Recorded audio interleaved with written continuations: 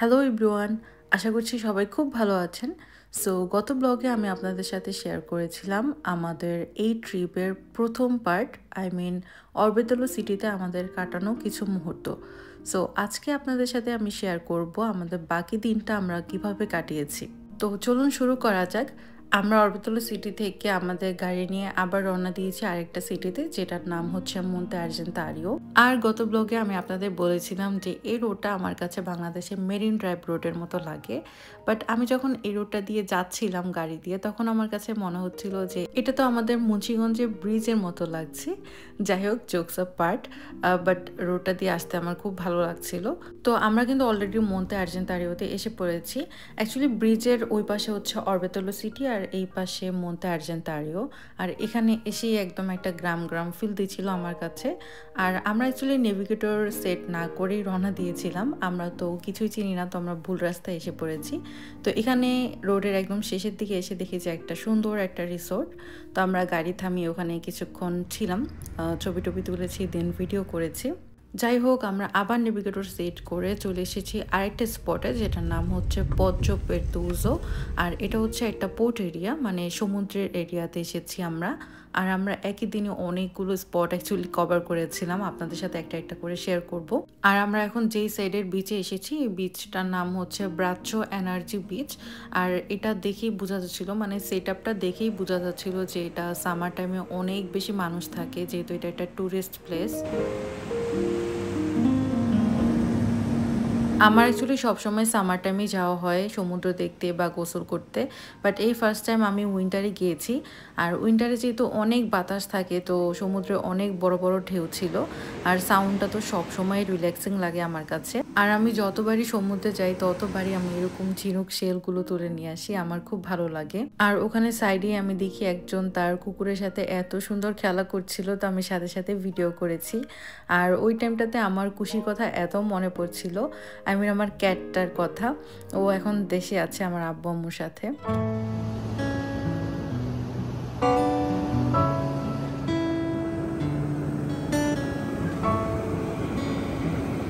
So এখান থেকে আমরা এখন রওনা দিয়ে দিচ্ছি। আমরা মোটামুটি ২০-২৫ মিনিটের মতো এখানে ছিলাম।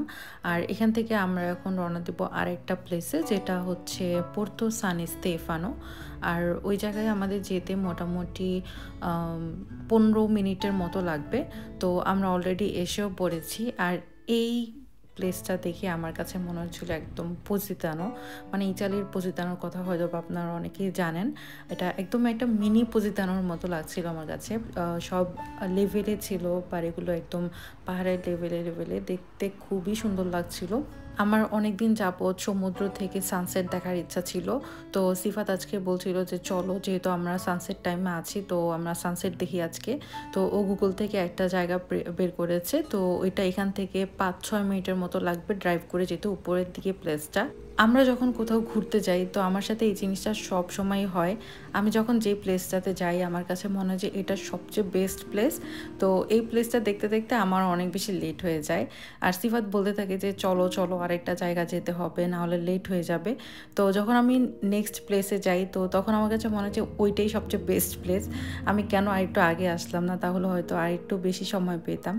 তো রীতিমতো এখানে এসেও দেখি যে অলমোস্ট সানসেট হয়ে গিয়েছিল। বাট আমরা সানসেট দেখতে পারি বা না পারি, আমার কাছে এই জায়গাটা অ্যাকচুয়ালি মনে হচ্ছিল সারাদিনের বেস্ট একটা ভিউ। আর আমি দেখেই যাচ্ছিলাম বারবার, আর মনে হচ্ছিল যে আল্লাহর সৃষ্টি কত সুন্দর। আমরা এখানে প্রায় আধা ঘন্টার মতো ছিলাম। আর আমাদের এদিকে ক্ষুধাও লেগেছিল অনেক, ভাবছিলাম যে এখান থেকে নেমেই সাথে সাথে রেস্টুরেন্টে খেতে যাব।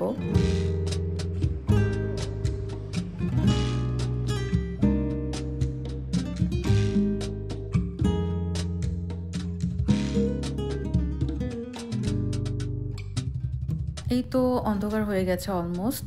তো আমরা এখন নিচের দিকে নেমে যাচ্ছি। আমরা এতক্ষণ যেই পাহাড়টা থেকে দেখেছিলাম, ওই পাহাড়টা হচ্ছে এখানের পাহাড়গুলোর মধ্যে সবচেয়ে উপরের পাহাড়টা। সন্ধ্যা হওয়ার পর যখন পাহাড়ের প্রতিটা স্তরে স্তরে লাইট জ্বলেছিল, তখনও দেখতে খুব সুন্দর লাগছিল। আর সারাদিনে ঘোরাঘুরির পর আমাদের অ্যাকচুয়ালি আর এনার্জিও ছিল না। তো সিফাত একটু অনলাইনে সার্চ করছিল যে কোথায় হালাল রেস্টুরেন্ট আছে।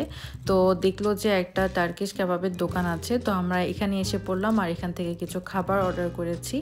আর এখান থেকে খাওয়া দাওয়ার পর আমরা ইনশাআল্লাহ বাসার জন্য রওনা দিব। তো এগুলো খাওয়ার পর সিফাত গিয়েছিল একটু বাকলাভা আনার জন্য। তো বাকলাভাটা টেস্ট করার পর দেখি যে মানে অতটা ভালো ছিল না টেস্ট, মেবি পিস্তাশিও বাদামটা একটু পুরনো ছিল, তো একটা স্মেল ছিল। তো যাই হোক, আমরা ওখান থেকে খাওয়া দাওয়া করে দেন আমরা একটু আশেপাশে একটু ওয়াক করছিলাম, দেখছিলাম যে রাত্রেবেলা পরিবেশটা কেমন থাকে। তো যেহেতু পোর্ট এরিয়া, তো একদম নিরিবিলি হয়ে গিয়েছিল।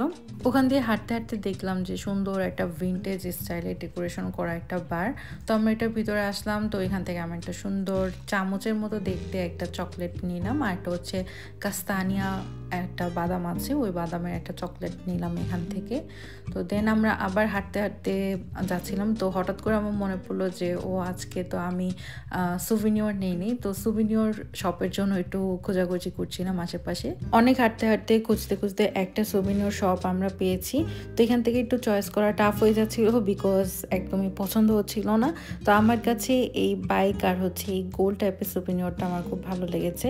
তো এখান থেকে শেষমেশ আমি গোল সুভিনিয়রটা নিয়েছিলাম। তো এখান থেকে এই সুভিনিয়রটা কিনে আমরা আবার চলে যাব হাঁটতে হাঁটতে গাড়ির দিকে। তো এই ছিল আমাদের আজকে সারাটা দিন আর আপনাদের সাথে শেয়ার করা কিছু মুহূর্ত। আশা করছি যে আপনাদের ভালো লেগেছে। আর নেক্সট যদি আমরা আবার কোনো ডে ট্রিপ দিই তাহলে অবশ্যই আপনাদের সাথে শেয়ার করব, আর আমাদের জন্য একটা মেমোরিজ ক্রিয়েট করা হয়ে যাবে। তো আবার কোনো ব্লগে আপনাদের সাথে কথা হবে। টিল দেন সবাই ভালো থাকবেন। চাও।